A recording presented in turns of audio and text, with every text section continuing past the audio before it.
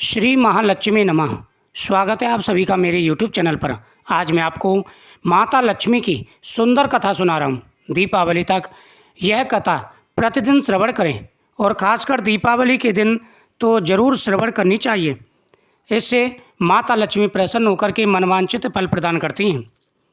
आधे कार्तिक अमावस्या को बड़ी दीपावली होती है। लक्ष्मी जी की इस दिन विशेष रूप से पूजा की जाती है। भगवान गणेश और माता लक्ष्मी की पूजा करने से व्यक्ति के जीवन में हर प्रकार का सुख और वैभव आता है। हनुमान जी तथा पितरों की धूप मारते हैं और अगर आप कोई देवता मानते हो तो उसकी भी इस दिन पूजा करनी चाहिए।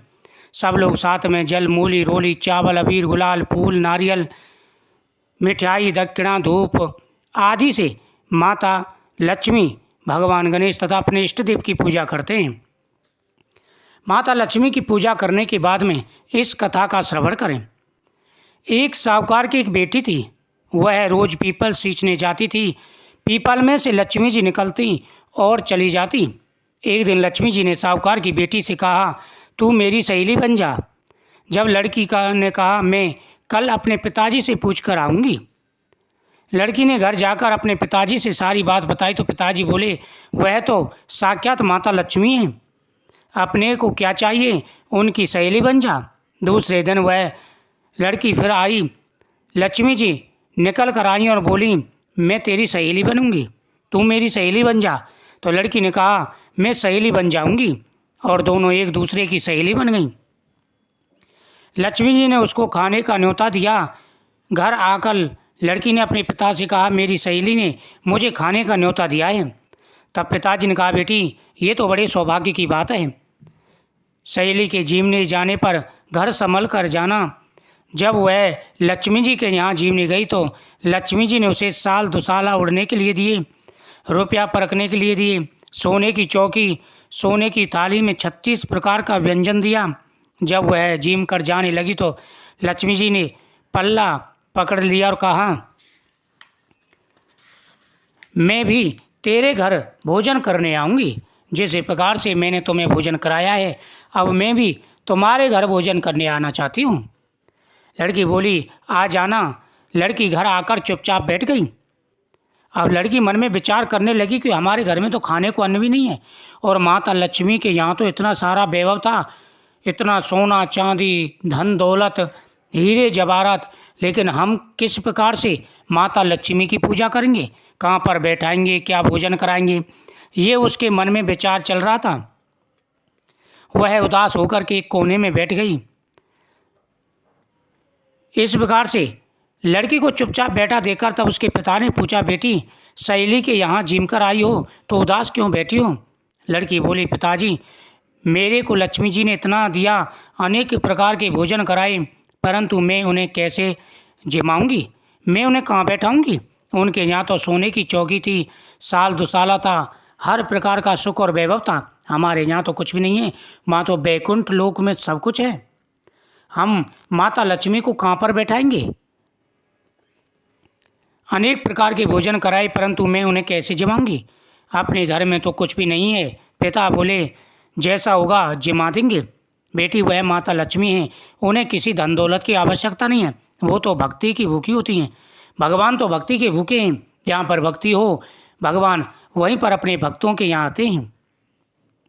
अपने घर में तो कुछ भी नहीं है। पिताजी बोले, जैसा होगा जमा देंगे, परंतु तू गोबर मिट्टी से चौका देकर सफाई कर ले। 4 मुख वाला दिया जलाकर लक्ष्मी जी का नाम लेकर रसोई में बैठ जाना। लड़की सफाई करके लड्डू लेकर बैठ गई। उसी समय एक नारी नहा रही थी। उसका 9 लाख का हार चील उठाकर ले आई और उसका लड्डू ले गई और 9 लाख का हार डाल गई। लड़की हार तो तोड़कर बाजार ले गई और सामान लाने लगी तो सुनार ने पूछा, क्या चाहिए? जब उस लड़की ने कहा, सोने की चौकी, सोने का दुसाला, सोने का थाल दे दे, मोहर दे और सारी सामग्री दे दे, 36 प्रकार का भोजन हो जाए, इतना सामान दे दें। सारी चीज़ें लाकर बहुत तैयारी करी और रसोई बनाई। तब गणेश जी ने कहा, लक्ष्मी जी को बुलाओ। आगे आगे गणेश जी और पीछे पीछे माता लक्ष्मी जी चलें। सबसे पहले माता लक्ष्मी की पूजा करने से पहले, कोई भी पूजा करने से पहले भगवान गणेश जी की पूजा जरूर करें। सर्वप्रथम भगवान गणेश जी का नाम लिया जाता है। अगर भगवान गणेश जी की पूजा ना की जाए तो पूजा निष्फल मानी जाती है। भगवान गणेश जी आगे आगे आई, माता लक्ष्मी पीछे पीछे आईं। उसने फिर चौकी डाल दी और कहा, सहेली चौकी पर बैठ जा। जब लक्ष्मी जी ने कहा, सहेली चौकी पर तो राजा रानी नहीं बैठे, कोई भी नहीं बैठा, तो उसने कहा, मेरे यहाँ तो बैठना पड़ेगा। मेरे माँ बाप, भाई भतीजे, मेरे पोते बहुएं क्या सोचेंगी, पड़ोसन क्या सोचेंगी। लक्ष्मी जी की सहेली बनी थी, 28 पीढ़ियों तक यहीं पर रहना पड़ेगा। फिर लक्ष्मी जी चौकी पर बैठ गईं। अब लड़की ने माता लक्ष्मी जी के लिए चौकी डाल दी तो माता लक्ष्मी जी बोली कि मैं तो राजा महाराजा के यहाँ भी चौकी पर नहीं बैठी, क्योंकि माता लक्ष्मी अगर चौकी पर बैठ जाए तो उस घर में 100 पीढ़ी तक भी धन खत्म नहीं होता है। माता लक्ष्मी को उस घर में स्थिर रूप से निवास करना पड़ता है। माता लक्ष्मी ने की यह बात सुनकर के लड़की बोली कि आप मेरी सहेली हो, अगर आप चौकी पर नहीं बैठेंगी तो मेरे आस पड़ोस के नाती पोते बेटे बहुएं क्या सोचेंगे। सभी यही कहेंगे कि माता लक्ष्मी का निरादर किया, इस वजह से घर में परेशानी आई। माता लक्ष्मी जी चौकी पर बैठ गईं। तब उस लड़की ने बहुत खातिर की। जैसे लक्ष्मी जी ने की थी वैसे ही उसने भी की। लक्ष्मी जी उस पर खुश हो गईं और घर में खूब रुपया धन दौलत हो गया। साहूकार की बेटी ने कहा, मैं अभी आ रही हूँ, तुम यहीं बैठी रहना। यह कहकर लड़की चली गई। लक्ष्मी जी चौकी पर बैठी रहीं। लक्ष्मी जी ने उसे बहुत धन दौलत दिया। हे माता लक्ष्मी, जैसे तुमने साहूकार की बेटी को दिया वैसा सबको देना। कहते सुनते हुंकारा भरते अपने सारे परिवार को दियो। पीहर में देना, ससुराल में देना, बेटे पोते को देना। हे लक्ष्मी माता, सब दुख दूर करना, दरिद्रता दूर करना और सबकी मनोकामना पूर्ण करना। दीपावली के दूसरे दिन सब लोग धूप खाओ।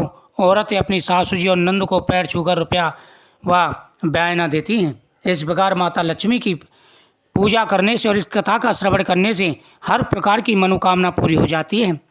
दीपावली के दूसरे दिन सुबह अन्नकूट की रसोई बनाई जाती है। सब तरह की रसोई मिठाई का भगवान को भोग लगाया जाता है। तब दीपावली की पूजा का पूर्ण फल प्राप्त हो जाता है। दीपावली के दिन इस कथा का श्रवण करने से माता लक्ष्मी प्रसन्न हो जाती हैं।